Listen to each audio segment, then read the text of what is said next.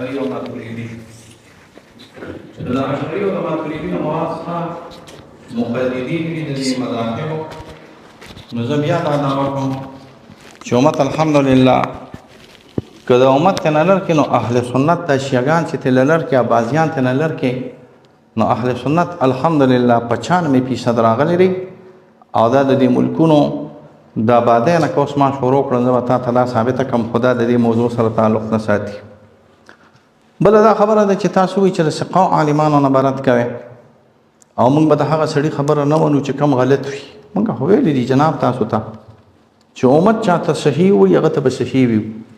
که امت چاته غلط وي هغه ته به غلط وي دا کم چې تاسو وایئ چې سبکي ما ته به چېرته یو جرحه په سبکي باندې په اعتبار د عقایدو سره د علماء وښی چې سبکي باندې چېرته علماء جرحه کړې ده چې دا ناکاره سړی دی وبې ګورو چې دا جرحه سمه ده که جرحه سمه نه ده دویمه خبره تاسو دا وکړه چې ابن حجر خطا کېږي خو دغه غم مونږ جاړو که نه دا غم مونږ جاړو شیخ ریاض الله صاحب چې ابن حجر خطا کېږي په ابن تیمیه نه خطا کېږي مونږ دا جاړو چې ابو حنیفه خطا کېږي ابن تیمیه نه خطا کېږي مونږ هم دا غم جاړو چې اوهام تاریخیږي په امام بخاري باندې او اوهام تاریخیږي په امام مسلم باندې او د امام شافعي او د امام مالک اوهام شته او د هغې خبره غلطېدی شي خو ګورې ابن تیمیه د ده خبره غلطېدل توبه نعوذ بالله من ذلک دا ونه وایه چې ګوره د ابن تیمیه خبره غلطېږي د ابن تیمیه خبره غلطېدل دا چې دي لکه ټول دین غلطېدل الله دې پکې نه خیر واچي دا بله خبره تاسو راته وکړه نو تاسو د کتاب نه وکړه او زه به درته د یادداشت نه کوم زما بعضې حوالې شیخ صاحب مبارکه زما د حافظه ډېره قوي ده ډېر کمزورې خو حافظه بې قوي ده زه به درته اوس په دې یو طویل خبره وکړم تاسو د کتاب نه وکړه زه به بغیر د کتاب نه وکړم خو ورته غوږ شي دا په ډېره اسانه خبره شوه چې جرحه به نه کېږي مګر جرحه به په عقایدو کې چې جرح وشو نو د عقایدو جرح به بیا معتبره نه دا به امت باندې چې ته د عقایدو د جرح لاره بندې نو بیا خو ستا او مثال دې ملا ورکړه شیخ صاحب چې لکه مسله د خلق القرآن نو زه درته ناشنا خبرې کوم خبرو کې د ناشنا خبره دا ده چې د احمد بن حنبل مخکې راغلی دی او که د جعد بن درهم مخکې راغلی دی او ناشنا خبرو کې خبره دا ده چې جهم بن صفوان مخکې راغلی دی په سلفو کې او که احمد بن حنبل په سلفو کې راغلی دی او ناشنا خبره دې دا ده چې واصل بن عطا ملاقات کړی دی د تابعینو سره او که چېرته دارمي ملاقات کړی دی او ابن تیمیه صاحب مبارک خو لا پرېږده چې احمد بن حنبل ملاقات کړی دی پټې خبره ده امت کې به هلکه دا نوی قانون روزي چې چا هم په اعتبار د عقایدو سره جرحه کړې ده بس هغه به نه منو نو بیا به اول نمبر تاسو کتاب رد علی الجهمیه چې زما ستا په هغې باندې یو میاشت مناظره شوې وه او په هغې کې په جهم باندې او په هغې کې په خوارج او په معتزله ورد کې هغه به اول په جیب کې نه کېدي کوکنه چې خبره کوکه د چا؟ نه خبره خو زما واورئ که تاسو راته وي چې په مسله د خلق القرآن کې به جرحه قبول نه وي ټوله ایبانه د ابن بطین د لاړه ختمه شوه ټوله لالکایي د لاړه ختم شو ټول اجوري د شریعه لاړه ختمه شوه ټوله د قوام السنه ټول کتابونه دې ختم شو په خپله د ابن تیمیه په خپله ختم شو ځکه چې هغه هم په مسله د خلق القرآن کې په 90 کې رد کوي په هغه خو دا هغه به پرېږدو امت رد کړ دي په مسلې د عقایدو کې په هغه بدعتیانو په هغه ناکارو خلکو باندې چې هغه امت ناکاره ګڼو او دا به یو طرف ته چې امت لکه چې تاسو اوس دا نه منې نو بیا د احمد بن حنبل ټولې جرحې باطلې شوې لاړې ختم شوې د محدثینو ټولې جرحې لاړې ختم شوې چې تاسو په محدثین چې کومې جرحې په باب د اعتقاداتو کې کوي کتابونه په هغې کې نه باقاعده لیکي د کتاب التوحید په نوم سره چې ته وي چې کتابونه لیکي نو دا کتاب چې کتاب التوحید کو د ابن خزیمه دی او کو د دارمي دی او کو د فلانې خو دا قاعدو کتابونه دي د قاعدو په اعتبار سره جرح کوي نو بس خدای ختم کړي ډېره خبره دی وشوه دا خبره صحیح نه ده راغلې دا به مونږ دا ګورو چې په باب د اعتقاداتو کې امت په کوم طرف باندې جمهور لګیاوي، اهل سنت اهل حق لګیاوي، هر هغه سړی چې دا هغه قول د قرآن او د سنت موافق وي او هغه رد کړي په هغه کس باندې چې دا هغه قول د قرآن او د سنت خلاف دی، نو موږ به دغه سړي قول له اعتبار ورکو، جرح له اعتبار ورکو چې څوک د قرآن او د سنت موافق دی، او جرح به قبول په هغه کس باندې چې چا قول د قرآن او د سنت خلاف راغلی دی. په ابواب د جرح او د تعدیل کې دا مثلا داسې کوي نو داسې یو کس ماته وښایه چې په اعتبار د عقیدې سره په هغې باندې جرح نه شوی، داسې یو کس په ته ماته خیر دی چې په پلانکي باندې پېته دا څونه غټ ائمه چې دي، زما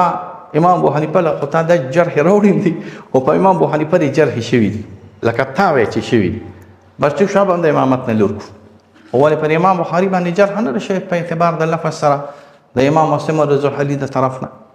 ولې پر امام شافعي باندې جرح د یحیی بن معین نه ده شوی، پر امام احمد بن حنبل باندې د بعضې هغه کسانو چې هغه د هغه فقاحت نه مني لکه ابن جریر وایي چې فقاحت یې محدثیت یې مني خو فقاحت یې نه مني. بیا خو به موږ د مالک جرح راوالو په ابن ابي ذئب باندې او د ابن ابي ذئب جرح به راوالو په مالک صاحب باندې، هغه طرف ته مزه کوم اصول چې د جرح دي مونږ هم پې پوهېږو، تاسو هم پې پوهېږئ. مسله د خلق القرآن کې چې په جرح الاعتبار نشته، د ابانه د ابن بطین او دا ټول بیا کېده، بیا ماته دا ته چې وایې چې احناف قرآن مخلوق ګڼي هسې ته چې وایې او بیا په دې باندې جرح ده، بس دا خو جرح قبوله نه ده، نو بیا کې اصله. بله خبره یې دا وکړه شیخ صاحب مبارکه چې بس دا هر څه به کېدو او بس قرآن او سنت ته به لاړ شو، هر څه به کېدو قرآن او سنت ته به ځو، خو څه کې به ځو؟ څه مسله دې متعینه کړې ده؟ خلک اول مسله متعینه کړي، خلک اول ګوته کېدي. ما تا ته ووي چې د سحر په مونځ کې به د سحر مونځ کې، د ماسپښین په مونځ کې به د ماسپښین مونځ کې، د مازدیګر مونځ کې به د مازدیګر مونځ کې. هسې مثال به اوس د ماسپښین د مانځه وخت دی، د ماسپښین مونځ چې وکړو بیا به انشاءالله د مازدیګر مونځ کوو. د ماسپښین مونځ دا دی، دا مخامخ چې پروت دی دا د ماسپښین مونځ دی، ریاض الله استاد دا د ماسپښین مونځ دی. ته چپ شه کنه، ته پکې ګزاره کوه دغه بچیه ته خو راسره سره دا متعین دا دی، دا متعین دی، دا د ابن تیمیه ته ما دواړو مدویل ویلی دی، ما ابن تیمیه ته دواړو مدویل ویلی دی. زه به تاسو ته ثابت کړم چې علماء ابن تیمیه ته دواړو مدویل ویلی دی، که چېرته ثابت مې کړه نو ښه ده، که ثابت مې نه کړه نو بیا به بس ښه خبره راغلي. وصلی الله علی خیر خلقه. هغه الله خبرې نه دي کړي، الله خبرې نه کوي، نو هغه د چا مشر جعد په هغه چې جرح شو او هغې نتیجې ته ورسېده، جام او جعد څه شو؟ په هغه لار لاړه چې کوم لار د هغې وه په واصل باندې شوې ده. امام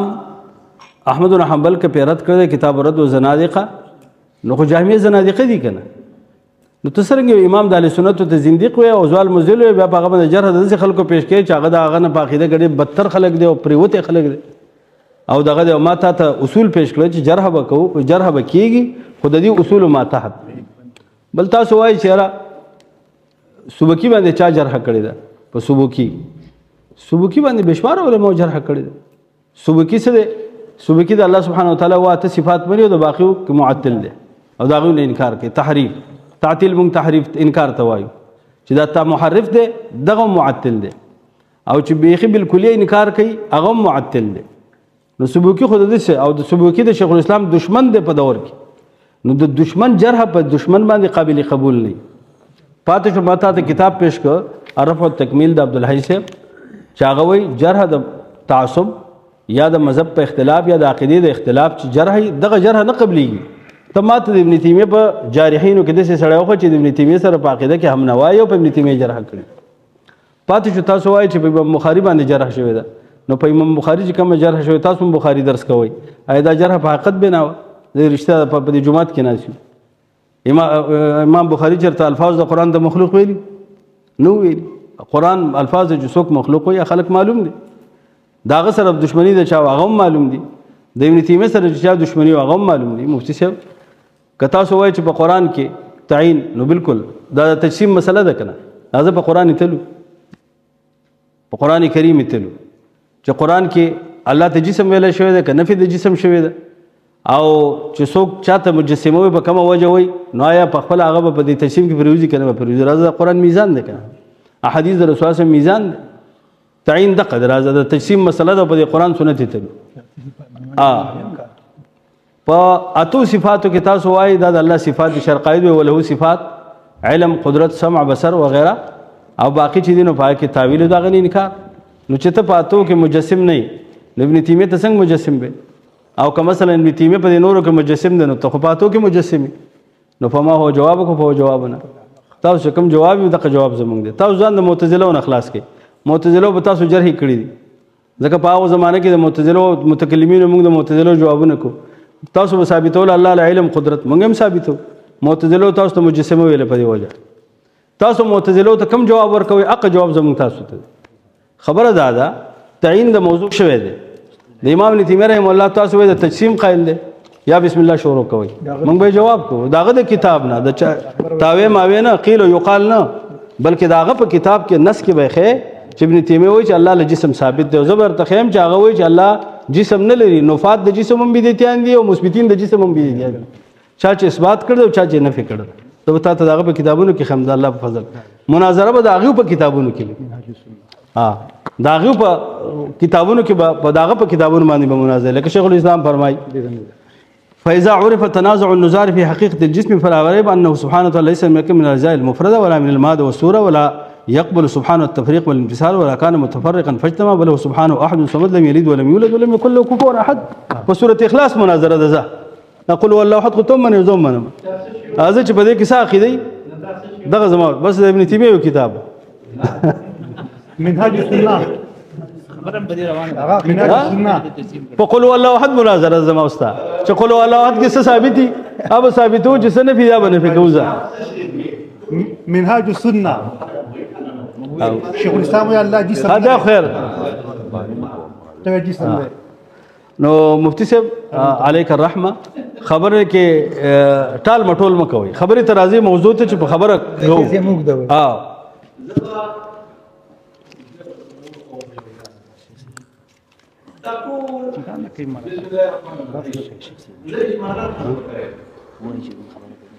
قالوا منزل د عالمانو د قول نه ثابتام دا کتابونه خلق او ویلې چې دا کتابونه خلق وینه چې دا 12 کتابونه دي او په ابن تیمیه باندې د کفر قول کړی دی زه نه منم د کفر دا قول زه نه منم خو زه تاسو ته نقل ښودلی شم د دین د عالمانو د قوي ترینو چې په ابن تیمیه باندې د کفر قول شوی دی خو زه نه منم زه ورسره تسامح کوم دا هغه کتابونه دي چې دی کې ابن تیمیه صاحب ته ضال او بدعتي ویلی شوی دی دا مسلسل 14 کتابونه دي چې د امت ثقه او عالمان ابن تیمیه ته ضال او بدعتي ویلی دی دا هغه کتابونه دي چې ابن تیمیه ته خلاف د جمهور او خلاف د اجماع ویلی شوی دي چې د خلاف د جمهور چلیدلی دی او خلاف د اجماع چلیدلی دی او پسې دا څونه دا پړې کتابونه چې څونه راغلي دي دا صرف هغه کتابونه دي چې په ابن تیمیه باندې په اعتبار د اعتقاداتو سره رد کوي اوس زه تاسو نه د یو خبرې تپوس کوم دا نه دا د 40 نه ډېر دي تاسو خبره وکړه چې زه به د ابن تیمیه جرح دغه د همنوانه ماته وښایې شیخ صاحب دا چېرته کیدی شي چې ستا غیر مقلده وي یا ستاسو په اصطلاح کې ستا اهل حدیث وي او هغه په تا باندې جرح وکړي د ابن تیمیه شاګردان او د ابن تیمیه چې همنوا شو نو څنګه به پې جرح کوي دا خو معقوله نه ده راغلی قربان چې زه خبره وکړم تاسو داسې چپ مزېدار ناست وم چای مې څښلی دلې یو پیاله چای ورکړې ما چای څښل چې تا خبرې کولې ما چای څښله د جعد جرح د جعد او د جهم په جرح سره د ما زه خپل امام اهل سنت امام احمد بن حنبل ګڼم ما خو د امام احمد د جرح سدلی ما نقول تا ته صرف وکړو زه د هغه جرح قائل نیم که دغه جرح زه قائلم بیا خو به زه په امام ابو حنیفه هم د جرح قائل کېدم تاسو یو خبره وکړه په سوکي باندې جرح شوې ده ما تاسو ته وي چې کله تاسو دا محسوسه کړه چې دا مفتي ما ته هلکه ریاض الله د استاد ما ته پرېږده کړه چې دا مفتي ما سره زیاتې کوي نو زما تا ته دغه دی چې بس ما ته داسې ما ته به چیلنجونه میلنجونه نه ورکوم خدای دې کور د چیلنجونو روان کړي خو په څوکۍ باندې به ما ته یو جرح د ثقو عالمانو نه لکه ته چې څنګه وې داسې په څوکۍ باندې به ما ته یو جرح وښایي او دوه درې جرحې هسې ده مالګې مرچکونه پاره وښایه چې چا پې جرحه کړي وي نو راته وښایه وبې ګور خیر دی بله دا خبره چې اتو صفاتو کې تاسو منئ او دا نور نه منئ دا نه منل دا به ما ته تاسو وښایئ چې مونږ اته صفات منو د دې نورو نفي کوو دا یو ډېره لاشته خبره ده تاسو ته کوم ښه شیخ صاحب په مونږ دا تهمت مه لګوئ مونږ په باب د عقیده کې ډېر صالح او نیک خلک یو الحمدلله زمونږ په شانتې خلک الحمدلله نشته مونږ باندې دا تهمت مه لګوئ چې تاسو اته صفات منئ او نور نه منئ ما ته دي د ماتوریدیانو او د اشاعرو په یو کتاب کې داسې وښیي چې مونږ دا اته صفات منو او دا نور اخوا نه منو شیخ صاحب دا د دې وخت هم نه دی ته مونږ د دې دپاره نیو راغوښتی چې اته صفات منې او نور نه منې او شپږ صفات منې او نور نه منې په صفاتو ما تاسو ته ویلي په استوا په صفاتو په اتو صفاتو په لسو صفاتو په نهو صفاتو به ما ته کینو ته به ما ته یو رنګ وکړي یا زه به تا ته رنګ وکړم ته به ما ته رنګ وکړي یا زه به تا ته رنګ وکړم چې مفتي صاحب په صفاتو کې تاسو اته صفات نهه اووه منئ او نور نه منئ په دې خبره کوو په دې باندې به کینو همدغه شانتې ښه سړه سینه باندې لکه څنګه چې مخامخ موږ ناست راغلي او په دې باندې موږ کېناستو اول به راته بیان کې ځای به ښیې موضوع به متعین کې بیا به تا هغه خبرې ته راځي خو زه د خپلو ملګرو سره لږه مشوره کومه چې شیخ صاحب دي خو زمونږ دا اوله خبره په کوم چې زمونږ چیلنج شوی هغې ته مونږ ته نه کښېني په کوم باندې چې چیلنج زمونږ شوی چې زمونږ به ابن تیمیه دواړه مدل ثابتو مونږ به ابن تیمیه بدعتي ثابتو مونږ به ابن تیمیه خارج عن اهل سنه ثابتو شیخ صاحب هغې ته نه کښېني نو تاسو مشوره وکړئ امت خو ته ما خبر که الحمدلله دا امت خبر شو الحمدلله هغه د ټول کې پی کې ته پته نو ما خو دا دعوه وه اوس هم دا دعوه کوم چې ابن تیمیه دواړو مدل دی بدعتي دی ګمراه دی خارج عن اهل سنت دی او د عالمانو په کتابونو کې به تاسو ته ښیم اوس تاسو ما ته وایئ چې نه مفتي صاحب بس د عالمانو د دې کتابونو ضرورت نه دی مې ښایه او چې نه ښیې نو پابندي دې را باندې ولګولو موږ د مارشال الله نه یېرېږو مارشال الله خو موږ هلته میراته د مشرفو نه وه منلې یېرېدو ته اوس شیخ صاحب مارشال الله لګوي چې نه ما ته به دا کتابونه نه ښیې نو تاسو راته ووایئ چې هلکه اوس څه چلو کومه دا خبره ورسره همدې ځای کې ختمه کړم او که نه د دویم سټپ ته وروداږم چې په دې کتابونو د ابن تیمیه کې ورته را تجسیم وښیم زه اوس ته ورسره خبرې وکړه زه به له چی اوس کوم هلکه اوس ریاض الله استاد ستا نمبر دی ښه د دوی سره دا چا دا خیر دی دا نو که زما د یو دوه درو کتابونو حوالې تاسو واورېدئ نو څه ناروا خو نه واورئ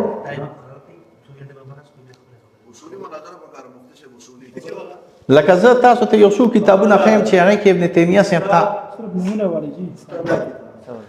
ابن حجر مناوي سندي خفاجي سره د ملالی قاري بخاري دا څنګه شعر اتحاف فسادة المتقين دې ټولو په ابن تیمیه صاحب د کفر حکم کړی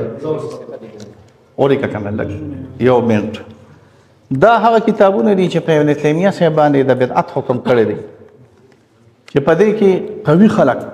چې لکه ابن حجر بیا فیض القدیر بیا ساوي بیا زرقانی بیا پسې مناوي په شمایل کې بیا پسې برزلی چې د شیخ خپل ملګری راغلی دی میزي حافظ البرزلی یا برزالی دواړو لغاتو سره استعمالیږي دا دواړو لغاتو سره برزلیم دی ما سره فتاوا د برزلی یې لیکلی دی او برزالیم دی دا مالکی دی دا مراکشي راغلی دی او دا د میزي او د ابن تیمیه او د دې ملګری راغلی او سره د هغې نه د برزلي د فتاوې سره علاء البخاري او دغه شانتې تطهیر الفوائد تنزیق الحق المعبود دوی د بدعت سره د شامینه دا نیمه غدي سره د شامینه او سره د ابن حجر دا دوی د بدعت حکم کړی دی. اوس تاسو خو خدای که چېرته عبارتونه پیش کوو تاسو له دې رد کوئ چې نه دا حکم ټیک نه دی نو راته ووایئ او که نه عبارتونه زه نه پیش کوم او تاسو دې ته نه تیار نو بس هم تاسو ووایئ ستاسو خپله خوښه ده. زه یې وایم ورور بسم الله الرحمن الرحیم. وقتی مبادیات اسلام دوان مسلم او ټول امت ته رسول ته کافر او عیاذ بالله نو ولې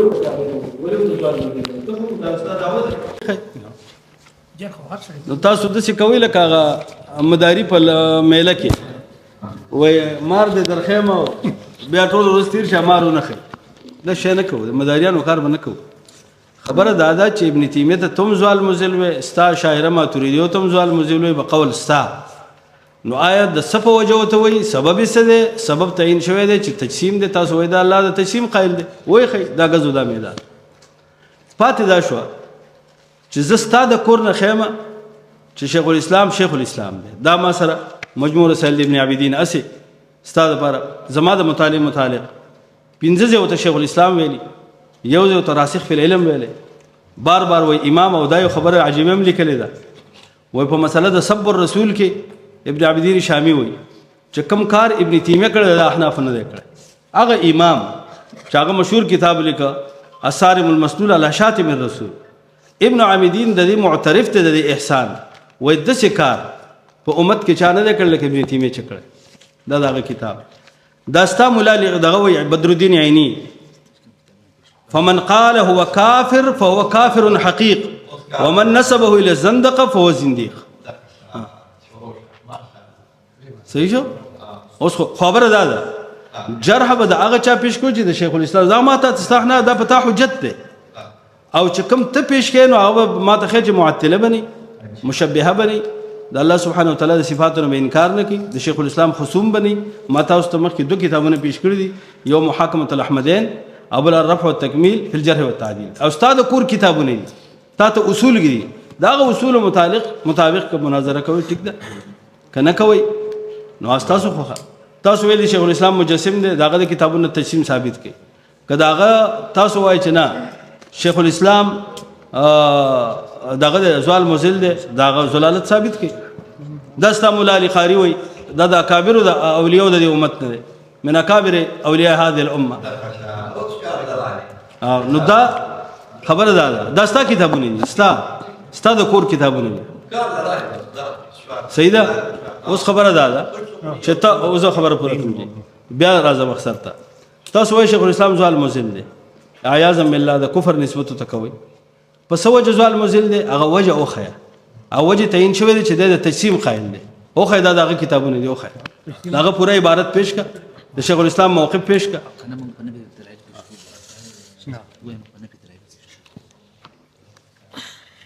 الله شانه کی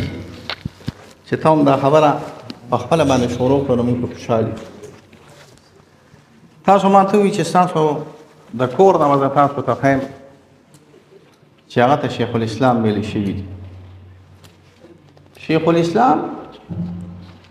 په اعتبار د لفظ سره شیخ الاسلام شیخ وی مشته او اسلام وی د اسلام زو شیخ الاسلام یو تاسو کی خیر خبر ګوره شیخ الاسلام بریلیان راولګي او بریلیان طاهر القادری یو آرډر جاری کړ وی ما ته به نن نه پس شیخ الاسلام وای دا د دویم شیخ الاسلام شو حضرت مولانا شیخ امین الله صاحب زموږ ملګری د رورې ناست دی تاسو ټول هغه ته شیخ الاسلام وای شیخ عبدالسلام ته خلک شیخ الاسلام وي زما د کور ته ماته یو حواله داسې ثابت کړي تا ته چې کومې وې چې زما د کور نه د احنافو نه د دیوبندي عالمانو نه د اکابرین احناف ته د ابن تیمیه د لفظ د شیخ الاسلام سره د هغه د شذوذاتو او د هغه د تفرداتو دفاع شوی ده زمونږ دا کتابونه ټول مخامخ د ټول اکابرینو پراته دي دا ته چې ما ته وایې چې ابن تیمیه صاحب شیخ الاسلام دی او ابن تیمیه شیخ الاسلام د ډېر غټ عالم دی. دا ماته ته په اوله پاڼه کې دا دي لیکلي دي چې ابن تیمیه علامه دی، فهامه دی، او ابن تیمیه د علم نه مونږ منکر دی. ابن تیمیه قوي سړی راغلی، پرېږده بس زما په یاداشو کې پروت دی، به نور کار والا مه ګډوډوه. موږ د ابن تیمیه د علم نه او د ابن تیمیه د فهامت نه او د ابن تیمیه د وسعت المعلومات نه انکار نه کوو. دا ما تاسو ته په اوله پاڼه لیکلي دي. ما ته به زما د کور نه یو حواله راکړي، کو عمومي احناف وي او کو خصوصي زموږ دیوبندیان وي. ما ته به داسې حواله راکړي چې زموږ د دې کور نه دا څوک مادحین د دې دي. دې مادحینو د شیخ الاسلام بقولک د حضرت علامه صاحب د شذوذاتو او د تفرداتو هم ستاینه کړې ده او مدح یې کړې ده، لکه څنګه چې تاسو کوئ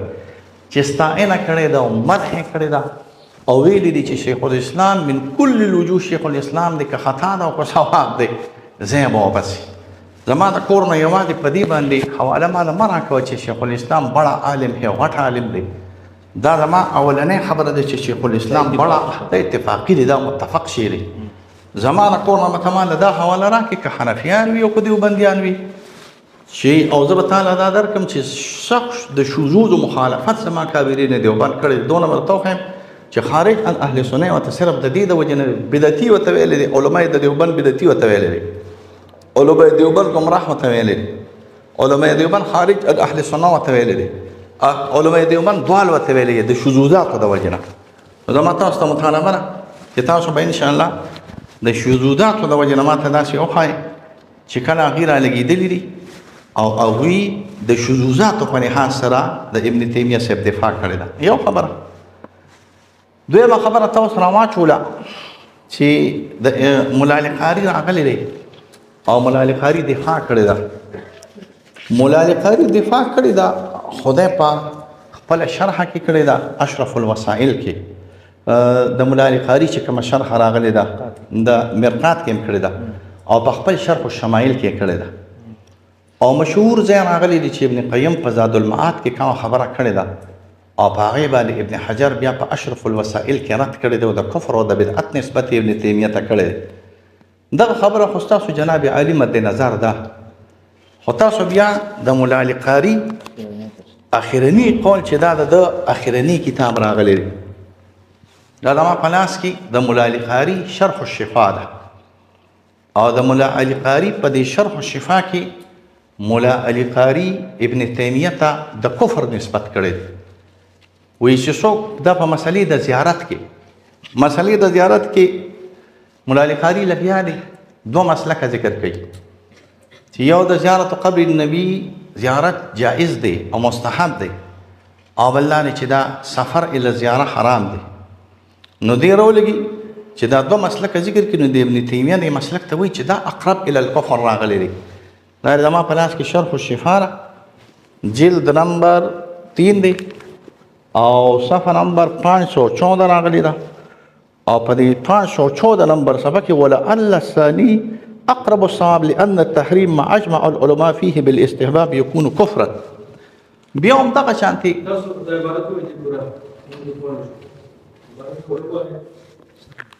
د سر نه دا خو تاسو ډېر مشکل کې عبارت داسې ښه د سر نه درته شروع کوم. دی وی والله اعلم ابسا وفيه انه ان د سر شروع دا غزانه نو دی په پیش وګدا بشي چې دا مقصدي زیاده نه دا الله وای مکنه ګوره د دې نه شروع کړه د دې وما وقال الشعبي والنهي مما يقتضي كراهة زيارة القبور شاذا لا يعول عليه مخالفه للإجماع وغيرهما ذلك. وقد فرط ابن تيمية من الحنابلة حيث حرم السفر لزيارة النبي صلى الله عليه وسلم كما أفرط غيره حيث قال كون زيارة قربة معلومة من الدين بالضرورة وجاهده محكوم عليه بالكفر ولعل الثاني أقرب الصواب لأن التحريم ما أجمع العلماء فيه بالاستحباب يكون كفر. دا ابن دا ملا علي قاري دا ما خبر دا ملا علي قاري دي قول ته ها بیا مولا علی قاری دا خدا کنه تاسو کې کنه جی تاسو سیر کړ دې هذا قرر تصوب دي دا سری سه ما خو تاسو ما خو تاسو په وخت کې خبره نه وکړي جناب قواعد تقبل رکینا ما خو خبرو کوم تاسو جواب وکړئ کنه ها او جی تاسو ولې داسې کوئ ما خو تاسو لږ زه چې خبره وکړم تاسو وکړئ کنه مولا علی قاری د کفر نسبت کړی دی دغه پرېږده راوت ورکه دا ورکه دغه پرېږده رسائل دغه پراته دي رسائل جلد نمبر 4 کې مولا علی قاری په الحاد باندې یو رساله لیکي او هغه کې وایي اوی با په هغه کې وایي چې تاسو کینه په هغه کې وایي چې د ابن تیمیه متعلق دا ویل کېږي چې نه فنا النار قائل هغه زور چاپ چې کوم مخ کې وي دا کتابونه ما خرابوي هغه زور چاپ نو په خواني او دا عبد الملک والے تاسو دویمه حواله د ما وره کړه دویمه حواله بیا د مولا علی قاری ده مولا علی قاری پر رسائل کې وایي تاسو خبره مروانه وي وړو کړه مولا علی قاری پر رسائل کې وایي چې سو ابن تیمیه متعلق دا نقل کیږي چې ابن تیمیه وایي چې نار فنا کیږي اور فنا کیږي نو وی کچا فدا قول د ابن تیمیه نه ثابت شي چې فنا النار باندې قائل دی نو په دا باندې د حکم د کفر کیږي دا د دویمه خبره شو او دا مرته بیا ثابت د عین قول تاسو وی او د ابن حجر قول تاسو وی زه به تاسو تر رد الوافر وسخم چې کوم تقریص پر رد الوافر باندې ابن حجر کړی دی دا هغه تقریص سره خواته د ابن حجر یو بل فتوا ده او ابن حجر بیا فتوی کې لیکلي دي چې اگر چې شیخ ډېر ښه سړی دی وګورئ بعضې الفاظ بعضې عالمانو د کفر خبرې هم د دنه نقل کړي دي چې وویلي شي چې نه کفر راغلی دی دا ابن حجر د رد الوافر د دغې تقریص شاته یو بل فتوا راغلی ده او اسئله ابن حجر ورته ویل کېږي دا د دویمه شوه بدرالدین عیني چې کوم تقریص کړی دی تاسو وی نو بدرالدین عیني په دې ټول تقریص کې د شیخ د علم خبره کړې ده او د شیخ د شذوذات او د مخالفات او د تفردات خبره چاته هم نه کړې عمدته ستا دا خبره به ومنو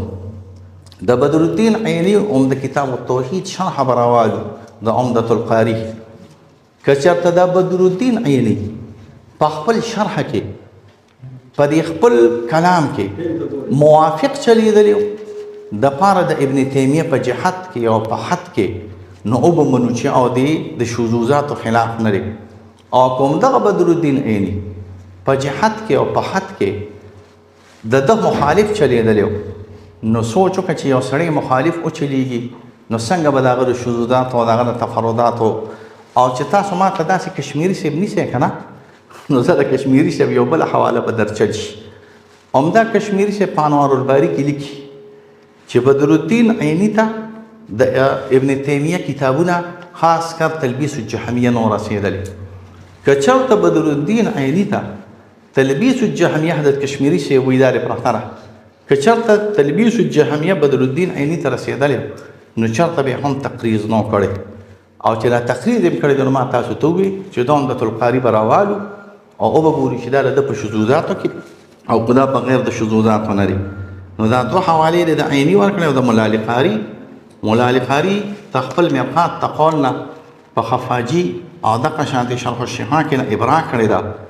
او د عیني تقریض دا د علم تقریض راغلی دی دا د شذوذات او د تفردات او تقلید دغه تقریض نه دی چې تقریض یې په اعتبار د شذوذات او تفردات او تحویل دي یعنی عمدة القاري په دې باندې مکمل ان شاء الله جاری او ساری او شاهد دی ان شاء الله وای جوس ممكن تقول كده بعض ما حوالي جزء رسائل ابن عبد الشامي شيخ الاسلام تا يزيد اكثر زي شيخ الاسلام او ترى مشكله في دي مسائل بلا مفتي صاحب وسوس قید زیات کا صبر چې دا قیدات زیاتېږي که نه نو دومره د اصل خبرې نه هغه اخوا دې خوا تلئ چې ته ما ته دا وښیې چې ابن عابدین شامي د شیخ الاسلام ویلي سره د هغه د شذوذاتو نه او د هغه د تفرداتو نه وروره شذوذات د چا نه تفردات د چا نه د امام ابو حنیفه رحم الله بلاش تفردات دي او داغه اقوال دي د ماتوریدیوم دي د نورم دي. نو که د شذوذات په وجه باندې تاسو سړی کافر کوئ بیا موږ ته وایي چې دا مسله د پکې شذوذ کړی دی دا کافر دی یا د پکې تفرد کړی دی دا کافر دی. موږ تاسو ته دا نه وایو. شیخ الاسلام ابن تیمیه رحم الله مجتهد دی من المجتهدین. هر مجتهد خپل شذوذات تفردات یي خو لیکن څوک چې ته کافر وایي د تفردات په وجه نو علامه بدرالدین عینی وایي دا سړی په خپله کافر دی. څوک چې د زندیق وایي دا په خپله زندیق دی. مسله د حد شو د حد مسله یا مسله د جسم شو یا د حیث شو د کې به د ابن تیمیه رحم الله په اصل کتابونو فیصله کو چې شیخ الاسلام سوی او مخالفینو پسې څه تړلي دي. تاسو وایي چې مولا علی قاری ما تاسو ویل مولا علی قاری رحم الله هغه شیخ الاسلام ته من اکابر علماء اهل السنه دا په مرقات کې دا وګورئ په دې دا کې د رسائل د مولا علی قاری رحم الله کې هغه وایي ګوره تاسو چې وایي چې شیخ الاسلام زوال مزل دی. ولی زوال مزل دی؟ ځکه چې دی مجسم دی دروړه دی مجسم دی. نو په خپله مولا علی قاری رحم الله فرمایي وحیث انتفى عنه اعتقاد التجسیم دی د تجسیم نه دی قایل دی د تجسیم نه دی قایل او دا د تجسیم بهتان څوک لګوي نو دا وګوره د مولا علی قاری قول وګوره مخکې ده وأنه بريء مما رماه أعداؤه الجهمي من التشبيه والتمثيل على عاداتهم في رمي أهل الحديث والسنة بذلك كرمي الرافضة لهم بأنهم نواسب والناسب بأنهم روافض والمعتزلة بأنهم نوائب حشوية وذلك ميراث من أعداء رسول الله. تأخذ الرسول الله صلى الله عليه وسلم دشمنانهم دغه طریقو چې رسول الله ته ساحر ویل دي. لنډه دا چې شیخ الاسلام ته څوک تجسیم منسوبوي نو دا د جهمیو طریقه ده دا د معتزلو د بدعتیانو طریقه ده چې شیخ الاسلام ته مجسم وایي. دا مولا علی قاری وایي. دا وګورئ د شرح شمایل کې تاسو ویل چې شیخ الاسلام په دې کې شرح الشفا کې ګوره دا مولا علی قاری داسې وایي ولعل الثاني اقرب الصواب لان التحريم ما اجمع عليه العلماء بالاستحباب يكون كفر. صحیح شو چې علماء په اتفاق کړی دی په استحباب باندې. ته ماته د علماء اتفاق وښیه چې د رسول الله صلی الله علیه وسلم د قبر زیارت خامخا مستحب دی او دغه دپاره سفر جایز دی. په دې ماته د علماء اتفاق وښیه او چې څوک دته حرام وایي دا کلیه ده دا خو کلیه وایي لأن التحريم ما اجمع العلماء فيه بالاستحباب يكون كفر. صحیح دی جی دا یو تاسو وایي تاسو وایي چې کشمیری صاحب لیکلی دي چې بدرالدین عینی ته د ابن تیمیه تلبیس نه ورسېدلی. داسې وایي تاسو تلبیس الجهمیه که نه شی صاحب غوږ کړه دا کشمیری صاحب وایي. نو کشمیری صاحب ته خو رسېدلی او که کشمیری صاحب ولې وایي کشمیری صاحب وایي ومن الحنابلة تصانيف ابن تیمیه الذي حامل لواء رد البدعات دا د رد بدعاتو د جنډې حامل دی. نو د ابن تیمیه د کشمیری سره غو تلبیس الجامعه وکنه نو ولې کشمیری صاحب وای دا وګوره په 102 صفحه اول جلد کې سوی واقول ان اللغه تساعد الحافظ ابن تیمیه په مسله د نزول الهی کې لغت د ابن تیمیه سره مساعده کوي. نو داغه سره خو دغه وکنه د تلبیس الجامعه د کشمیری صاحب سره خو وکنه دیو چې نقض کو بيزه دی وکړه دا مستا علماء دیوبند درته پیش کړ ستا د کورنه ابن عابدین شامی درته پیش کړ ستا د کورنه می تا ته مولا علی قاری پیش کړ ستا د کورنه ما بدرالدین عینی پیش کړ قلت صانهم الله عن هذه السمه القبيحه والسمه الفضيحه ومن طال اشر منازل السائرين تبين له انهما من اكابر اهل السنه والجماعه. یو سره د اهل سنت والجماعت اکابر دی او ته تزوال مزل دا ستا د کور سره مونږ نه مولا علی قاری زمونږ د ټولو مشر دی حنفي او مولا ابن عابدین شامی حنفي شان ورشا کشمیری حنفي بدرالدین عینی حنفي. مونږ ته عرض دا کوم مفتی صاحب د شذوذاتو د وجنه د هر یو عالم شذوذات کله تفردات خو د شذوذاتو ته ستا شذوذات دي مفتی صاحب ستا شذوذات دي چې نه تا ته بم راځو که ته مجتهد کنه ته مجتهد تا ویل دي پیر بابا حاضر ناظر دی تا ویل دي چې پیر بابا زیارت نشي بچ کولای الله جمعت نشي بچ کولای الله دې قیاس کړی دی پیر بابا اوس په تاسو فتوا لګو چې نیبراس و د امام ويحكى عن الامام ابن تيميه امام اهل الحديث نبراسو امام اهل الحديث اوس خبره ده تاسو خبره وکړه موږ د امام ابن تیمیه د امامت او داغه د تبحر او داغه د علم د توسع منکر نه تاسو منکر داغه د حقانیت علم لکه زد راضی د علمیت قائل مشاو غټ عالم تفتزانی ډیر معلومات سید شریف جرجانی ډیر معلومات خو عقیده مطالعه کی عقیده ډیر غډ وړه خو دې خلک په عقیده کې دا ستا وګوره دا ستا تاریخ دعوت و عزیمت دا ابو الحسن ندوی شیخ صاحب ابو الحسن ندوی مشهور مورخ دی دې لیکي یو جلد کتاب ابن تیمیہ لیکلی دی دې ته انصاف وای اسی طرح وہ تجسیم کے دشمن ہے ابن تیمیہ تجسیم دشمن دے مخ کی فرمائی وہی امام ابن تیمیہ اور ان کے تلامذہ نے اس الزام کے پرزور تردید کی ہے اور بار بار کہا ہے کہ جس طرح وہ تعطیل کے منکر ہے اسی طرح وہ تجسیم کے دشمن ہے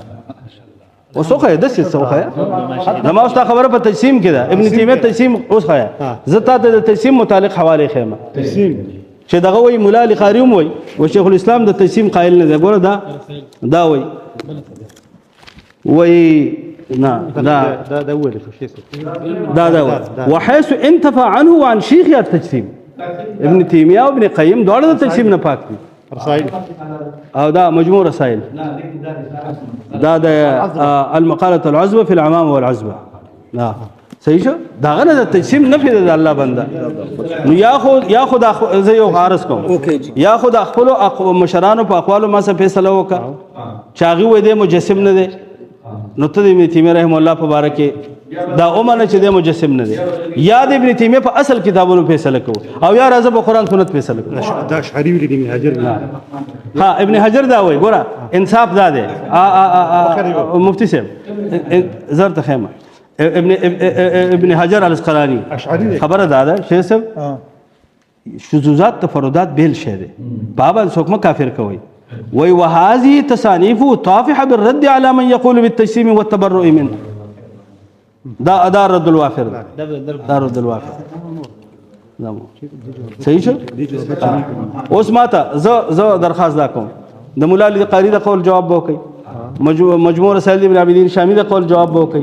د کشمیری د قول جواب وکي بدر الدین یعنی د قول جواب وکي د ابن حجر د قول چاغه شیخ الاسلام د تجسیم نه پاک دی او تاسو په الزام د تجسیم لګول د زما واست مناظر په تجسیم دی